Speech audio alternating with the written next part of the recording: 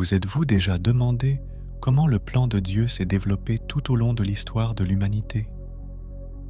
Aujourd'hui, nous nous lancerons dans un voyage spirituel qui nous mènera du Jardin d'Éden à la croix du Christ et au-delà, en explorant les Écritures avec un regard nouveau.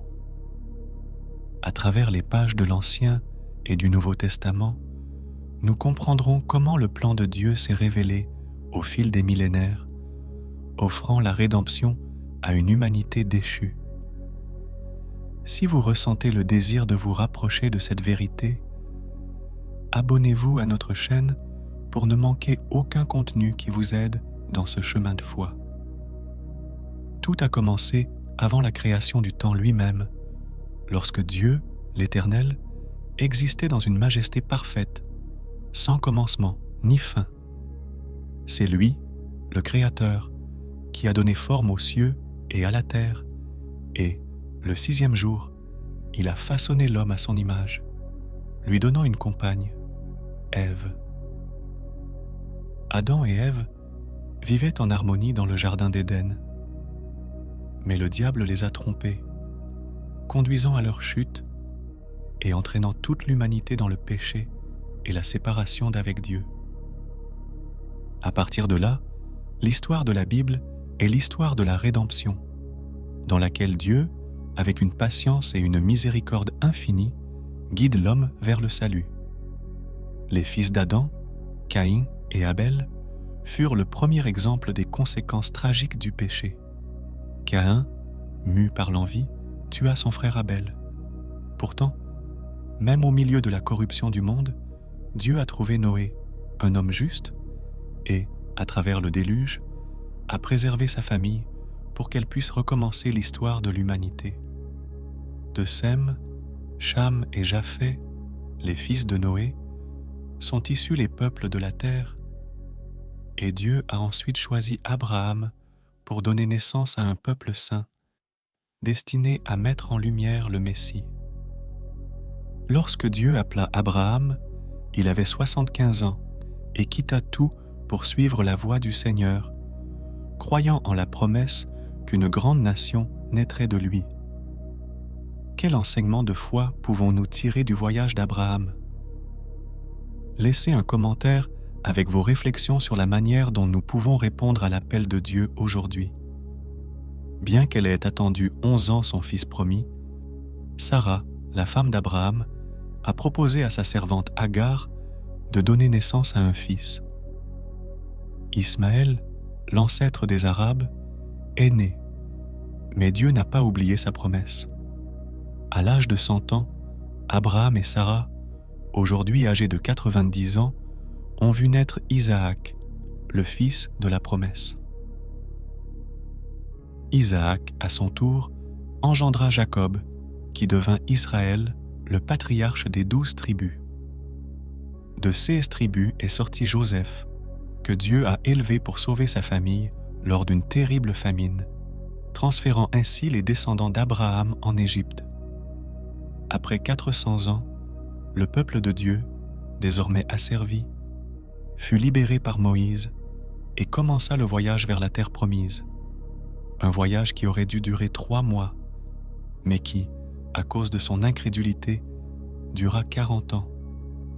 Moïse a conduit le peuple à travers le désert, mais seuls Josué et Caleb, 2 des explorateurs fidèles restants, sont entrés dans la terre promise. Leur fidélité nous enseigne une leçon précieuse. La promesse de Dieu ne faillit jamais, mais exige notre foi et notre obéissance. Le peuple d'Israël, bien qu'il soit entré dans la terre promise, a continué à hésiter dans sa loyauté envers Dieu. À l'époque des juges, Dieu a suscité des hommes et des femmes pour délivrer Israël des mains de ses ennemis, mais le cycle du péché et de la repentance se répétait continuellement. Même lorsqu'Israël désirait un roi, Dieu exauçait son souhait. Mais leurs rois, de Saül à Salomon, commettèrent de graves erreurs, aboutissant à la division du royaume après la mort de Salomon. Les tribus du nord, à la suite de Jéroboam, se sont éloignés de Dieu, tandis que le royaume du Sud, Juda, a réussi à maintenir un lien plus fort avec lui grâce à des rois pieux comme Ézéchias et Josias. Mais Juda finit aussi par tomber dans la corruption, et Dieu permit aux Babyloniens de détruire Jérusalem et le Temple, emmenant le peuple en exil. Pourtant, même en exil, Dieu n'a pas abandonné son peuple.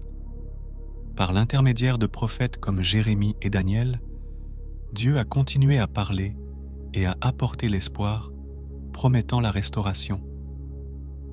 Après 70 ans, sous l'Empire perse, Cyrus autorisa les Israélites à retourner à Jérusalem et à reconstruire le temple.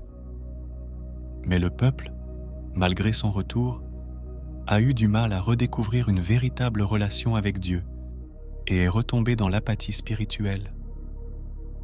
Ce n'est qu'avec la naissance de Jésus, environ 400 ans après le silence prophétique, que la promesse définitive s'est réalisée.